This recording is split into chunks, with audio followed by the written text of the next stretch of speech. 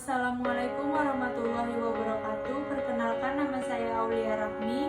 Di sini saya akan membuat video tutorial tentang uji parametrik dan non-parametrik menggunakan SPSS.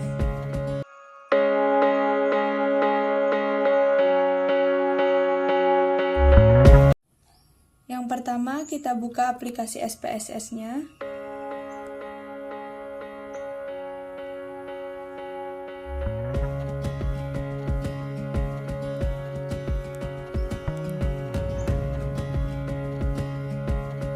Kemudian kita buka variabel view-nya.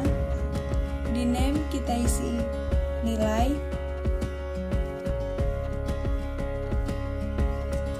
Kemudian di yang kedua itu kita isi kelas. Kita ubah desimal untuk yang kedua itu menjadi 0.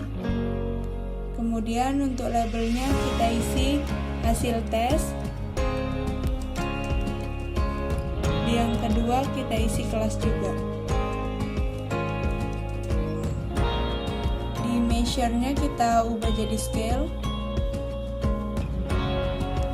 Selanjutnya kita pindah ke data view. Kita ambil datanya dari Excel.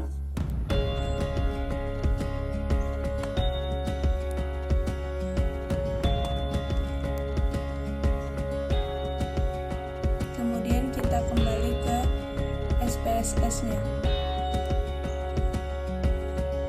Kemudian kita masukkan. Nah, di sini sudah tertera nilai dan kelasnya. Untuk kelas angka 1 itu kelas eksperimen dan angka 2 itu kelas kontrol. Selanjutnya kita masuk ke analyze, descriptive statistik. Kemudian kita masuk ke explore. Nah, di sini hasil tes ini kita masukkan ke dependent list. Kemudian kelas ini ke factor list. Kita klik plots. Kemudian kita checklist di bagian normality plots with test. Kemudian continue. Oke.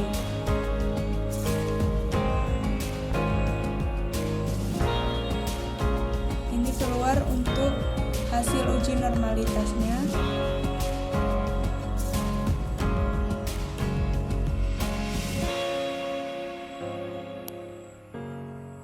Nah, di hasilnya ini nilai signifikannya 0,12. Karena dia di bawah 0,05, maka data yang saya miliki ini tidak berdistribusi normal.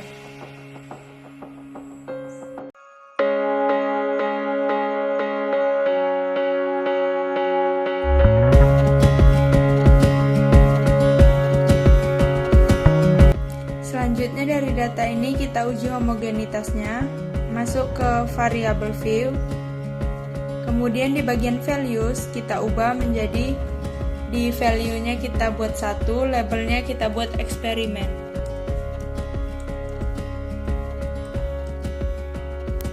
Kemudian kita klik add. Kemudian kita buat 2. Kita buat control. Kita add lagi. Kemudian kita klik OK. Selanjutnya kita masuk ke data view. Kita klik analyze. Kemudian compare means. Klik one way ANOVA. Kita pindahkan hasil tes ini ke dependent list. Kelas ini ke faktor. Kemudian kita klik option. Kita klik di bagian homogeneity of variant test. Kemudian kita klik continue. Oke. Nah, ini keluar hasil dari tes homogenitasnya, di mana nilai signifikannya yaitu 0,3875 yang lebih besar dari 0,05. Data ini dinyatakan data yang homogen.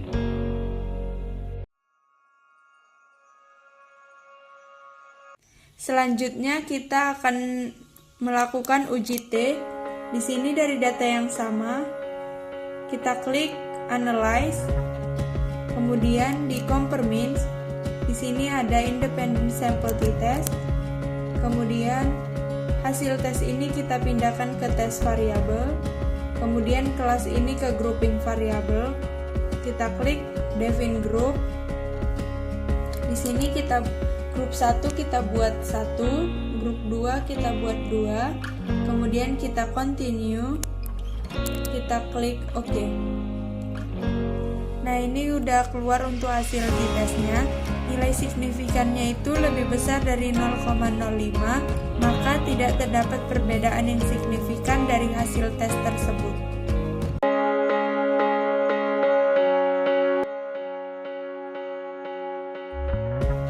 Selanjutnya kita akan melakukan uji non-parametrik dengan data yang sama.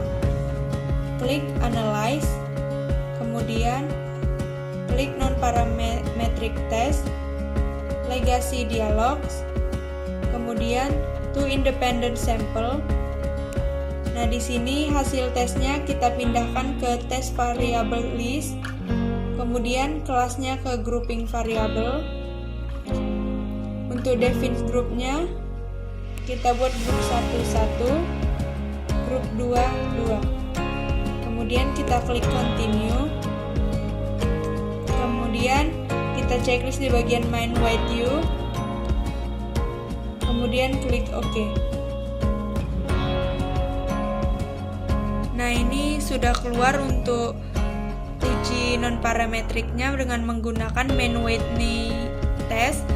Nah, karena nilai signifikannya 0,323 ini lebih besar dari 0,05, maka hipotesis ditolak.